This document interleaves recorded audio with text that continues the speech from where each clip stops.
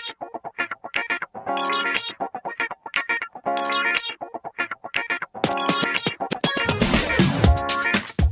is the Content Marketing Podcast, episode number 169, Content Marketing for Software as a Service, also known as SaaS.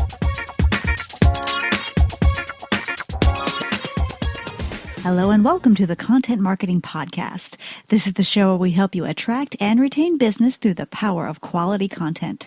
I'm your host, Rachel Parker of Resonance Content Marketing, and today is April 7th, 2016. Hello, or as we say in Texas, howdy, and thank you for joining us for today's episode of the Content Marketing Podcast. Just a reminder, this podcast is available on iTunes, Stitcher, and SoundCloud, so if you like what you hear, please feel free to click on over and subscribe so you can get every single episode delivered directly to your happy little ears.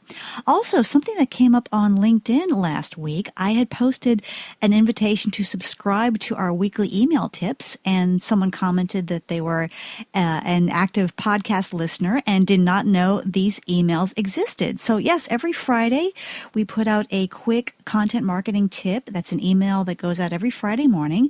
It contains a quick tip plus links to our weekly video and the weekly blog post as well as to the podcast. So it's kind of a happy little, kind of a little Friday breakfast happy meal for content marketing, just for you. To subscribe, we would love to have you on the list. So to subscribe, just go to resonancetips.com. That's RESONANCETIPS.com. Last week, we wrapped up our month-long discussion on lead generation with a chat about the latest trend, account-based marketing, also known as ABM, and why this might just be the future of B2B marketing as we know it. If you happen to miss that episode, feel free to check it out on iTunes or Stitcher or SoundCloud or via the RSS feed. Today's episode is a response to a question I receive quite often, and that is, what are best practices in content marketing for software as a service, also known as SaaS brands?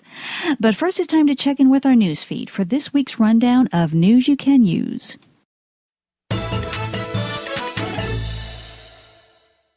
Some news out of Twitter to kick off this week's news feed. Twitter is setting out to improve the user experience for the visually impaired.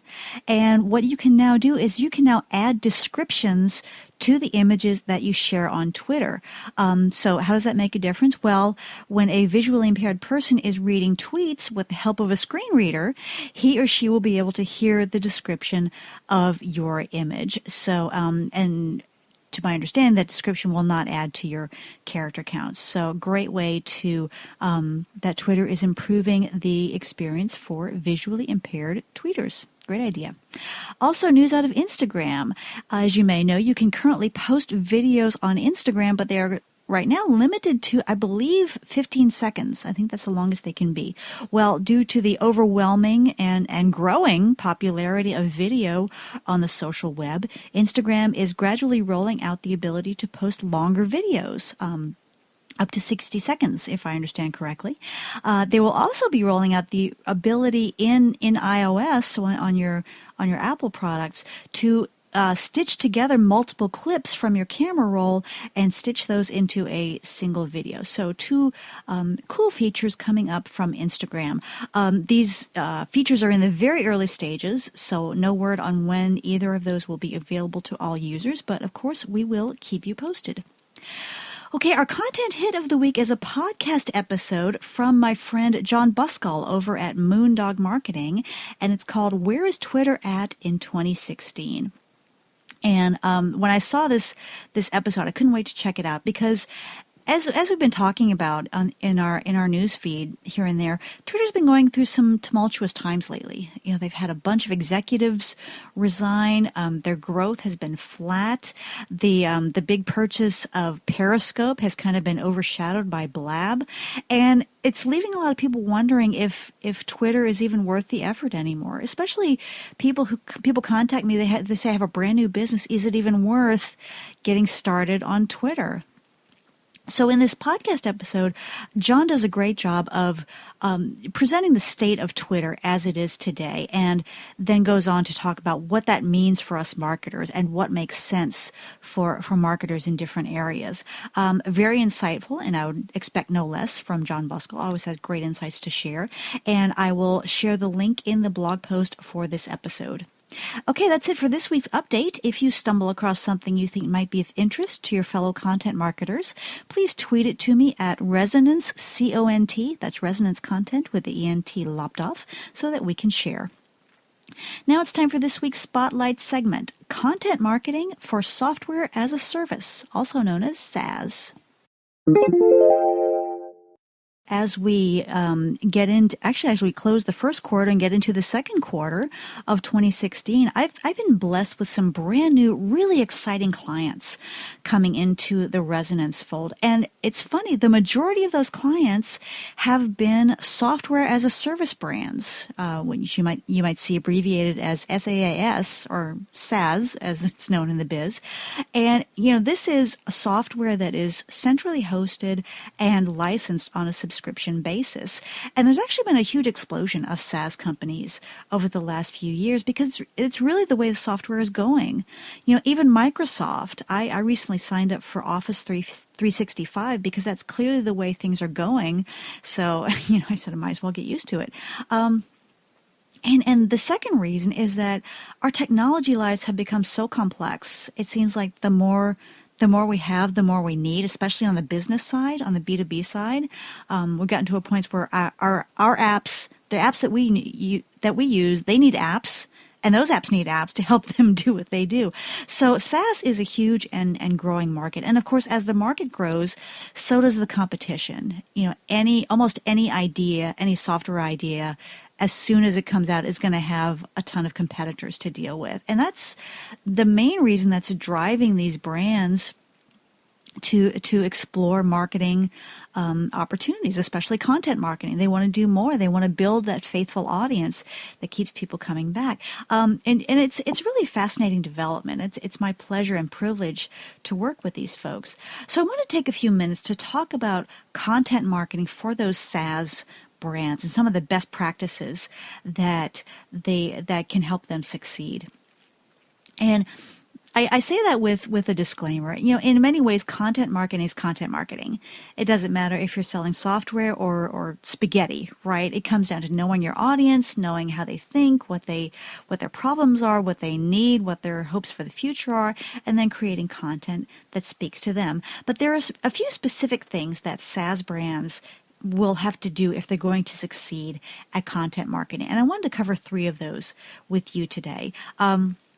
And just to clarify, I'm speaking specifically to the B2B side because there's a whole lot more software on the B2B side. There are some B2C, there are definitely B2C SaaS brands, but I want to speak specifically to the B2B side.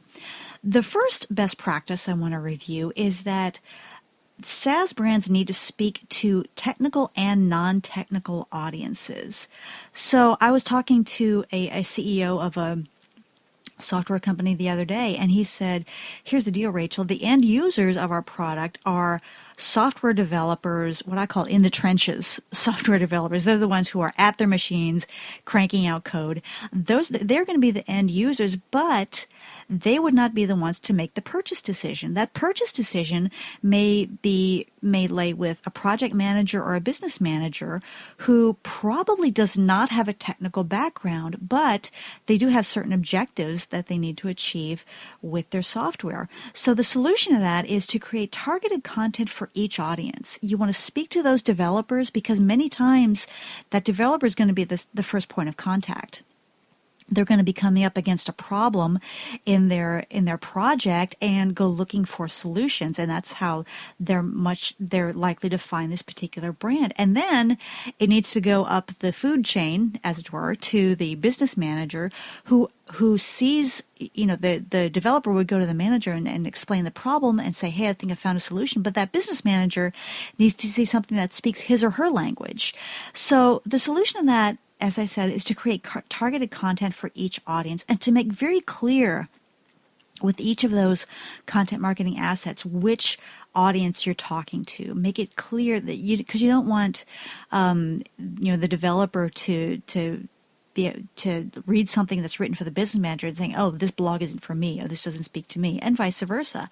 But you make it very clear who you're talking to, focus on their specific needs and their perspective on those problems, and talk about what they need to get that job done. So that's best practice number one. Best practice number two, and this, I cannot stress this enough, we need to be, when we talk about, when we create content for those SaaS brands, be very consistent in the language that we use. And this comes across, I come across this issue all the time in work, especially in working with software clients, because a single concept may be known by 2 or 3 different terms. And with many of my clients, the first thing we do is we start a lexicon. We agree, okay, this concept, we're going to use this term always and forever. Unless we want to say, well, you might know it as blah, blah, blah, but we're going to use this term. And why do we bother doing that, right? Why spend the time and effort to create this lexicon and decide which of those terms we're going to use? 2 reasons. First and foremost, when it comes to content marketing, remember, confusion is our enemy. Our role as content marketers in the B2B world is to educate and inform. And if we're actually causing confusion by using different terms to mean the same thing, we're not doing our jobs and we're not serving our audiences, and they're going to look elsewhere for those solutions. Secondly, and this is a more nuts and bolts practical reason, if you keep tossing around different terms, you're decimating your keyword rankings. Right? If you're juggling 2 or 3 different terms for a single concept, you're splitting your keyword rankings among those terms, and that's not necessarily good for your SEO. So one thing that definitely is needed in the software world is to be very consistent in that language and to always use the same terms for each concept that we're talking about. And a third best practice I want to talk about is to leverage your experts. Many software companies, I know the ones that I'm dealing with, have within their ranks tremendously respected industry experts. These are the men and women who are being invited to speak at high-level conferences. They're being invited to contribute articles to very high-level industry publications, very highly respected. These are known names in their industry. Well, what I invite you to do is to bring that expertise into your content marketing program. Put those folks to work for you, okay? Give them a voice on your blog. You might want to give your CTO a dedicated monthly post on your blog, and then also take it outside your blog and pursue guest blogging opportunities. Yes, they might also be receiving invitations to contribute to journals and publications, but look at the big bloggers who your people in your industry are turning to and see if you can get those experts some guest blogging opportunities. And that's going to accomplish a number of objectives. Number one is going to help drive your search traffic, because if these folks are out there presenting at conferences and publishing, their names are going to be out there and people are going to be looking those folks up. And if they are blogging on your site and if their names are attached to that blog on your site, that's definitely going to help your search traffic. And then it's also going to increase your thought leadership as a brand. These people have individual thought leadership, of course, but that's going to extend their thought leadership to your brand. And of course, that thought leadership is going to help build trust across your target audiences. And then when they have a need for your software, yours will be the first name that they think of. So that's just a quick overview of 3 things that SaaS brands must do to succeed at content marketing. Of course, if you have any questions or if you have anything to add to the list, please shoot it on over to me at Resonance CONT on Twitter, Resonance Content with the ENT lopped off. Now it's time for our content marketing tip of the week. Today's tip goes out to my content creators, to the writers, to the graphic designers, to the video artists. I wanted to talk about something that, something I announced on my blog this week, and that is this spring I am taking a poetry class. Yes, poetry. And the reason for that is it's kind of come to my attention that, I look at my writing and it's not bad. It's just become very utilitarian. It's become very, very Jeep-like, very Swiss Army knife-like, very practical and useful, but not necessarily, doesn't necessarily have that creative spark that I've had in the past. So in an effort to bust out of my rut, I am taking an online poetry class. And I bring this up because especially for us content creators, it's easy to get into a rut, creating our content around our brand with those keywords incorporated, those popular topics we're tapping into, the news jacking, the buzzworthy content. And sometimes it's good for us to break out of our boxes and explore something totally different from our day jobs. So as we get into the spring, which is time of new beginnings, and I encourage you to think about what you can do to grow as a content creator. How can you explore a totally different venue to get those creative juices flowing again? So if you're a graphic designer, or maybe think about doing some painting, or if you create videos, maybe collaborate on a short film project. Because in my experience, when I step off my usual path and pursue those more creative venues, it helps me when I come back to my day job, as it were. It helps me do it better. I've expanded myself and I'm bringing in what I've learned. So by expanding ourselves beyond our job descriptions, we can learn to grow as creatives, and that will help us to do our jobs even better. Okay, campers, that's it for me today. I hope you've enjoyed this episode of the Content Marketing Podcast. If you like what you've heard, please feel free to subscribe on iTunes or Stitcher or SoundCloud or via our RSS feed. And if you really like what you've heard, please leave us a quick review on iTunes. I would so appreciate it. Also, remember to sign up for our Tip of the Week emails at resonancetips.com. As always, I like to leave you with a quote, and today's comes from one of my favorite philosophers, Dr. Seuss.